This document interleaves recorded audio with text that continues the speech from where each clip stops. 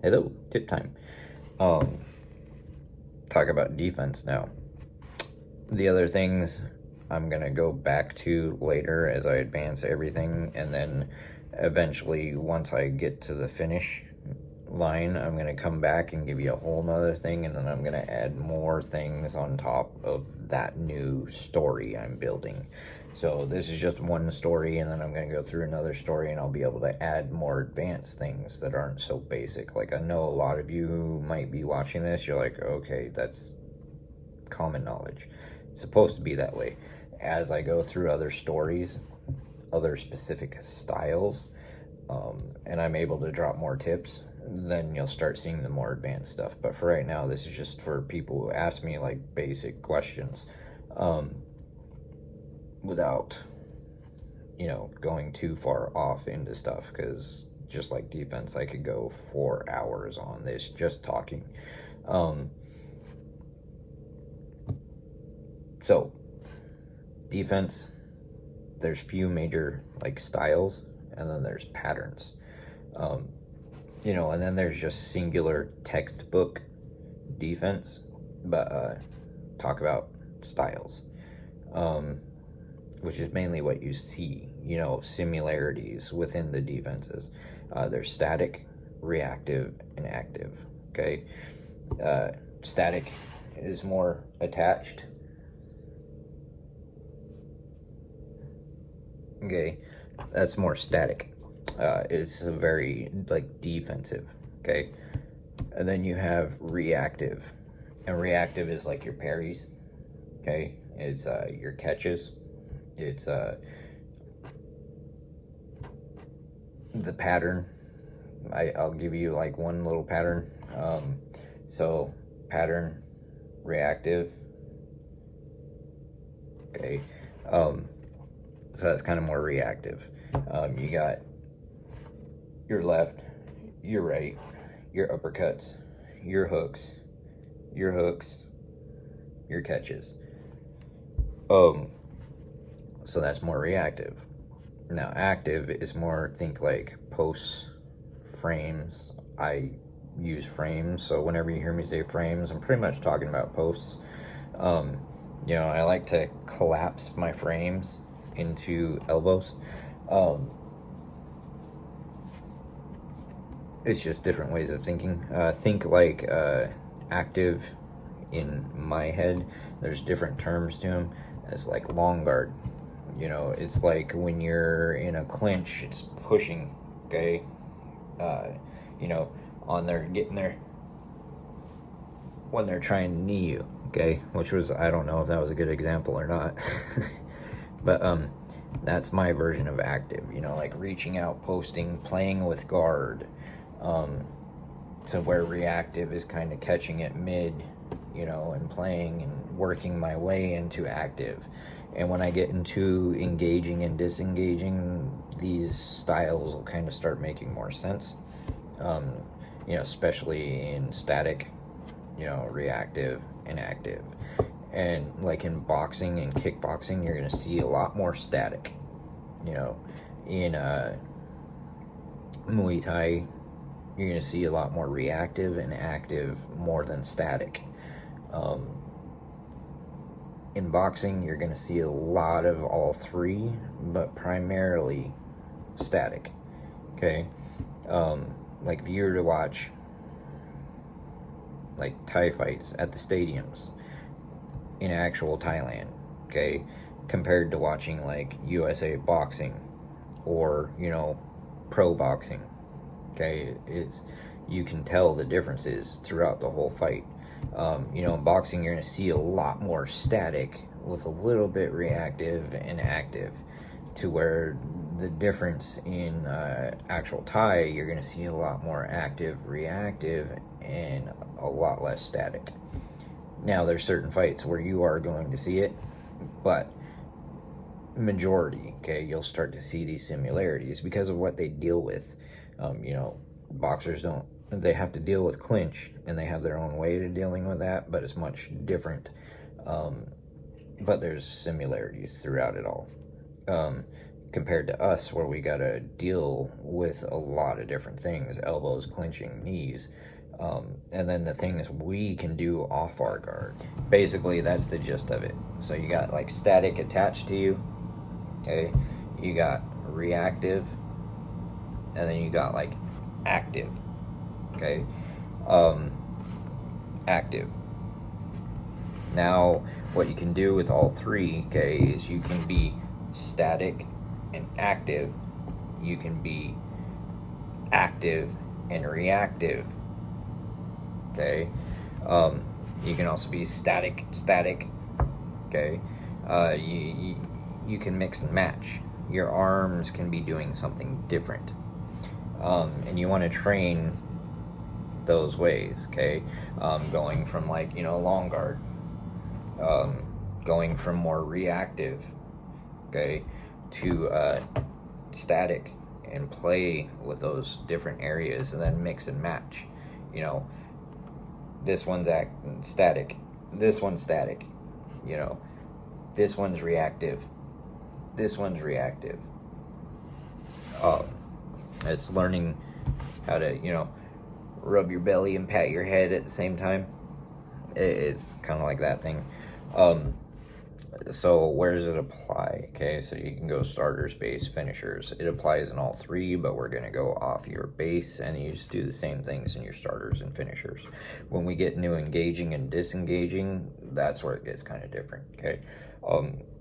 But what you want to do is take your base, 1, 2, and 2, 1. Okay, again, do it with your starter, do it with your finisher. It's just the base is, mirrored. So it's going to help you with both sides doing the same thing. This helps if you are interested, or like you're trying to learn how to switch hit, stuff like that. This really helps, especially when you're creating your angles and switching stances and you're not walking into things.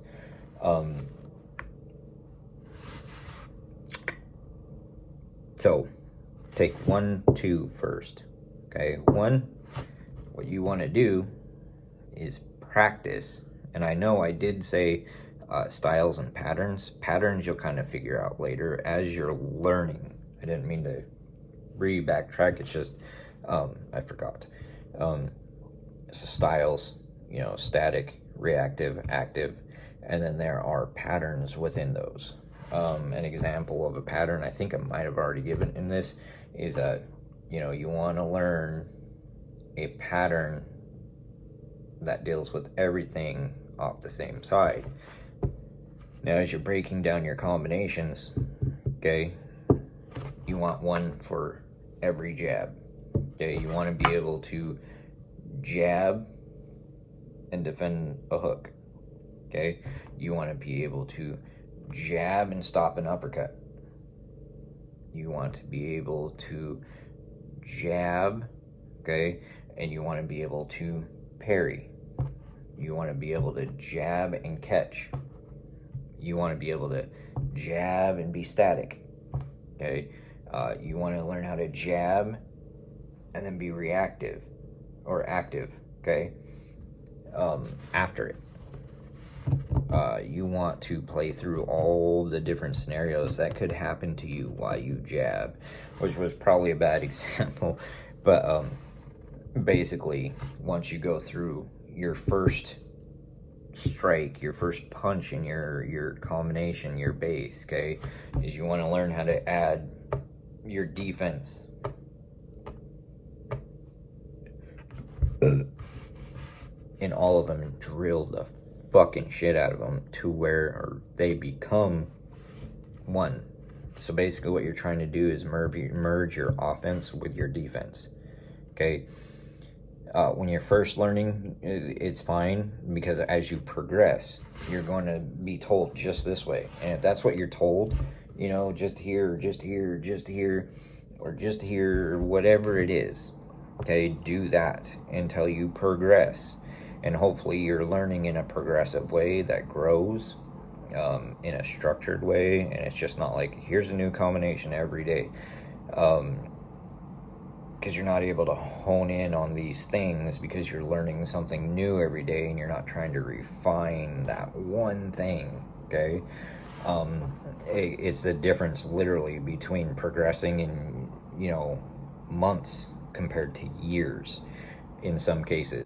But anyways, take your one, then take your backhand, okay? And you want to do the same thing. You want to play with all the guards, active, reactive, everything you can. You throw your jab and your static and you want to turn it reactive,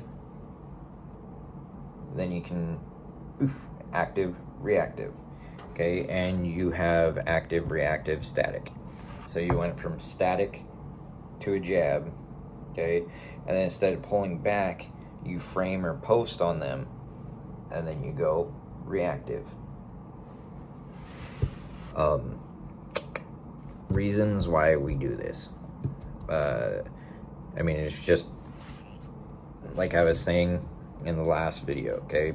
Changing your pace, changing your rhythm, changing things, okay? Your defense can be very predictable. They're looking for holes. You don't want to give them holes. And when they find a hole, let's say round one, a way to think, like round one, you can come out and be completely static. Round two, you can come out and be completely reactive. Round three, you can come out and be completely active. Lots of long guards, stuff like that. It's just a different way of thinking, okay? And it messes them up because they come out second round, they're like, oh, I got him, and the coach is in the corner going, look, he's open here, his defense this, you do that, and then do this, and he'll do that, and you slip and do that, and boom, we win, okay? And then you come out, and it's a completely different way you're guarding. And every way that you're punching, okay, is, let's say, if you're counting him, and he has a pattern like you, and you figure it out, you're like, the dude's just 1-1-2. All he's doing is 1-1-2, okay, and then there's a kick at the end, okay? That right there is going to tell you exactly what you can and cannot do, and your defense will form during that fight. By the second, third round, you'll have it locked in, okay? He ain't getting nothing through, if you're counting and you're paying attention, which is a whole nother video later. But take one, learn everything. Take two, learn everything, okay? Then 2 and 1, okay? So 1, 2, 2, 1. Try and pull in for every, like for a 1 or a 2 or a jab and a backhand. You should have at least 4 different defenses, okay? For the most basic things that are going to be thrown at you. A jab, a backhand, a hook, and an uppercut. And then later you got to take into account body punches, which you're not really going to run into at an amateur level until later. And we'll talk about that later. You're going to think about other ones that I'm not mentioning on purpose, is like static, or here and here, like L guard, okay? See how that's an L? It's L guard, all right? You'll see versions of it, one hand down, one hand up. I highly recommend, for progression and learning, you do not start doing one hand down, one hand up, or both hands down. The reason behind it is you have to earn that, okay? You got to earn it. If not, they're going to make you earn it, and it's not going to be a pleasant experience. But not just that, you're limiting yourself severely with a one hand down style, okay? You're pretty much saying I'm just countering, but not. They are. The second you do that, they know what you're gonna do. Okay, he's waiting for me to swing and miss, and then he's gonna try and catch me with something crazy. Okay, under the arm stuff, angles. Basically, it's drunken boxing, and drunken boxing isn't what you think it is. There is a karate style drunken boxing, stuff like that, but the intent of drunken boxing style is the swing and the miss. You know when someone is drunk? Okay? The idea is to make your opponent look drunk, not you. It's a total misunderstanding of boxing style, if it was a style, okay? And it is, but drunken boxing is not you literally acting like you're drunk. Okay, it's literally making them swing and miss, and when they're power punchers, it makes them look like a drunk guy swinging and stumbling, like he's drunk, like a boxer who's drunk. It's meant to make them look drunk, not you. It's a total misunderstanding of the style itself, and it's like, Jesus Christ. Anyways, but it's cool. If you want to act drunk while you're fighting, like, hell yeah. But the real reason is to make them swing and miss, and when they swing and miss, they look like they're drunk, and then you counter off that. Very dangerous fighters. But anyways, going backwards. Blend it in, mix it in. Okay, learn how to defend everything off your jab. Learn how to defend everything off your right. Anything that can come at you, and drill the shit out of it, like a lot. Make it a part of you. You want to be offensive and defensive at the same time. And I was saying a little bit about L guard. Okay, that's like a pattern. You would know it as Philly shell. So made famous. Okay, but L guard is more boxing than Muay Thai. You can pull it out in moments, in situations, which I'm going to talk about way later. But the reason being I'm talking about it is because if you're like hands down style, okay, or one hand down style, you're missing so much. It's like shutting doors on yourself. Okay, there's different ranges. Okay, now if you're outside and you're like one hand up, one hand down, okay, good. But as they're coming in at you and they're moving in at you, better bring both hands up. Okay, because you got to take account of all the things you just took away. You just took away elbows. You literally took away frames, okay, posts. You took away basically entering, engaging, disengaging. You took away possibilities to clinch. You took away a shit ton of possibilities to knee. You severely limited yourself in your style. Okay? That's more of a situation thing. Now, there are people who have proved me wrong, and you can point out 100 different times, that is style is affected this way, this way, this way. But as you're learning, you haven't earned it yet.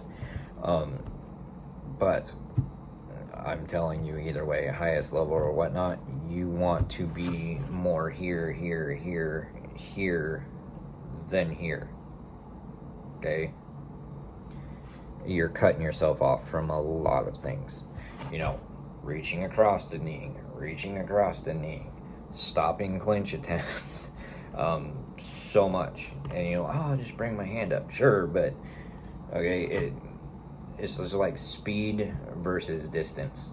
Okay, if I move faster than you, or the same speed as you, okay, because I'm matching speed with you, you're forcing me to go your speed, or I'm forcing you to go my speed. This is going to meet here way quicker than that. Okay, speed is sometimes distance. And that's why this stuff beats other things, because this only has to travel this much, to defend things. Find out how to blend defense with your offense. It's super important, especially when you move on. What else can we talk about on this? Static, reactive, active. You'll see static more in boxing. If you watch Thai fights, like actual Thai stadium Thai fights, in Thailand, okay, you're gonna see a lot less static, okay?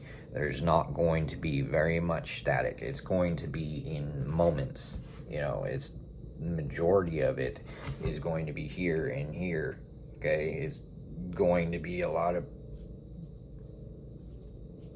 grabbing, pushing, pulling, hand fighting, okay?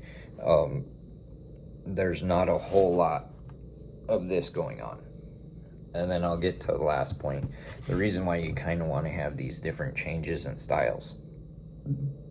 And don't get me wrong, I'm not saying they're all good, and you can do any which one at any time for an entire round, for an entire fight. I'm just saying it's better to be more versatile, especially when you're learning angles, when you're learning how to counterpunch. Okay, this is where that leads into counterpunching. Defense will bring you into counterpunching. Okay, so if you factor in the first video where I said, you know, fighting is like taking turns at first. Okay, and that's how we kind of train it, right? We do drills. We do like really fast sparring based drills, Dutch drills, Muay Thai drills, all these different kind of drills, okay, that make it closer and closer and closer to fighting. And then we're technical sparring and da da da da, but it's still kind of turn based, you know, hit for hit. Hey, you do something, I'll try and do something, you know. Hey, you do this and I'm going to practice that. It's very taking turns, okay? And then as you get better, you're starting to learn how to take turns. And when I'm talking about engaging, disengaging, and other things, you'll start to see what I mean more on that as well. But now, the ultimate goal is to take turns at the same time.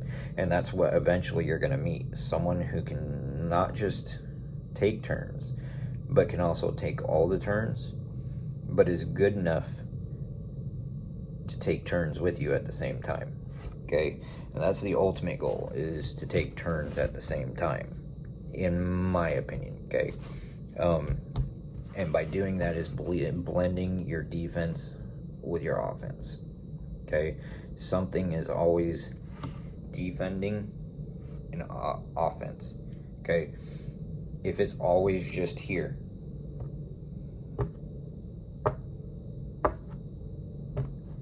how limited are you? How predictable are you? Okay, have a different answer for their jab. Okay, don't always just parry a jab when it's coming at you. You know, if you're punching and they punch back and you parry every time, that's all you do. Okay, instead of maybe parrying once and the next time they throw a jab, catch it. Okay, next time they throw a jab, right here. Maybe next time they throw a jab, wing it. Maybe wedge block, okay? I'll like play around. Technically that's more for right, but you know, don't answer their jab the same way. Try and answer their jab a bunch of other ways. You never want to have like, that's like all you do is just do the same kick throughout the whole fight. That kick and only that kick. Okay, eventually they're just gonna figure you out, catch you, sweep you, dump you, all sorts of things, because all you're doing is that one thing. And then I'll talk about another thing, blood flow, okay? If you want to get worn out real quick, static all the time, static all the time, all the time, static, okay? You're gonna wear yourself out. You're gonna be so tight and tense. All right. Every now and then it's good to drop down. Okay, like in ranges. If I go back, I'll drop my hands. If I'm out of kicking range, I mean that's why footwork was designed. If I get out of range, my hands are gonna come down so I can let blood in them. It's necessary. Smartly though. But when they come and engage, I'm not just gonna be here the whole time. That's unrealistic. Okay. Maybe this will come down. I'll be able to play here, and then it'll come down. I'll get some blood in it and let it move around. Let it move around. Okay. Come out. Come up. always moving, okay? Because you're gonna trap blood and it's gonna wear you the fuck out, like really quickly. Some of you get tired and can't punch because you spent 2 rounds heavy guarding and there's no blood in your arms, no oxygen, no nothing, because you are so tight and tense that with your defense, right at the end, that it's literally slowing you down. So you literally need to do shifts just so your arms can breathe. Test it out, you'll figure it out. Okay, now you gotta factor in speed, power, and more. Maybe they're more technical. Okay, they're trying to set you up with things. They're playing with their power and their speed. You need to identify this. So best way to identify these things is if they are throwing really hard. Do you think I'm going to be doing a reactive? No, I'm going to be doing a static. But if they're throwing like knock my head off type of power, okay, then my guard needs to really become like hard, okay? I need to get behind a shield, not just here, okay? That ain't gonna cut it, because they're gonna end up smashing your guard. And that one of my guys, that's literally what we tried to do, was get your guard up so we can smash your guard to pieces in target practice on you. Because it was static. Everyone was so fucking static. It literally made it easy. Like, one combination, that's it. One combination, okay? Starter, base, finisher. One combination. And then throwing as hard as we could to get your guard up. And that's exactly what you guys all did. And then we were allowed to target practice. And now, once this failed you, oh no, stay away, get away. Then we got under the arms, and that's where we checkmated you. You didn't trust your defense. You didn't adjust your defense for the power changes. From the speed to the straight, I'm gonna break down your wall, okay? But that's how we got you. If you're someone that has fought us and then how the fuck? It was our intent to get your guard up. That's it. We wanted you to fear us. That's what you did. And then we broke down the fucking wall. Anyways.